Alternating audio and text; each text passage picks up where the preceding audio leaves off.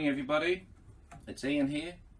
We have a caravan up in far north Queensland, and when we bought it, it had a three-way fridge in it. Unfortunately they don't work very well up here. Well, ours didn't anyway. So I did a bit of searching on the net and found my generator sell Waeco two-way fridges. So I bought this beauty. It's a 140 litre. It fitted straight into the existing space. My generator had it up here in 2 days. Truck turns up, a light, it's down to 3.5 degrees, works extremely well up here in Port Douglas. Thanks my generator.